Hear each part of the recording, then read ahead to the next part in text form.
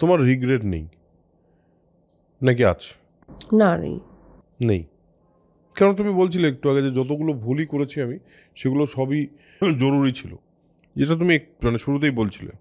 তার মানে রিগ্রেট তো করার কথা না। হ্যাঁ, ওই যে বললাম না, আমি পড়াশোনাটা আমার মন দিয়ে না, কিছুই হতো না, ঠিকই আছে। আমি ছোটোবেলা থেকেই এমন ছিলাম, মানে আমি কম পড়াশোনা করেছি তা না, আমি পড়াশোনা করেছি, কিন্তু ফার্স্ট বেঞ্চ, বোন যেমন ফার্স্ট সেকেন্ড থার্ড সব হচ্ছে, কিন্তু ও ঘর সংসার সামলাচ্ছে এখন, ও ওটাতেই খুশি। তো আমি তো ফার্স্ট সেকেন্ড থার্ড আমার লাভ কী? আমি যে জীবন, আমি ছোটোবেলা থেকে একটু ভাবুক আলাদা, সব বন্ধুরা খেলছে, আমি দূরে গিয়ে একটা গাছের উপর বসে সিস খেলছি, বড় বড় পাঁচিলের দিকে তাকিয়ে আছি, অবাক হচ্ছি। আমি খুব অবাক হতে জানতাম। এখন না আমাদের একটা ক্রাইসিস, আমরা অবাক হওয়ার ক্ষমতা হারিয়ে ফেলেছি, বিস্মিত হওয়ার ক্ষমতা হারিয়ে। তুমি যে বলছো ইনোসেন্স আছে, নেই।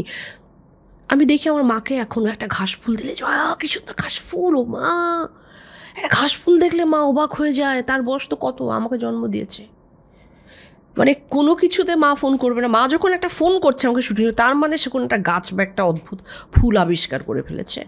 জয়া, দেখ তোকে ছবি পাঠিয়েছি, এই গাছটা দেখ। আমিও শুটিংটা তখন বন্ধ করে আমাকে গাছটা দেখতে হবে, কারণ এই জায়গাটা আমাদের কানেক্টিভিটি খুব মায়ের সঙ্গে আমার।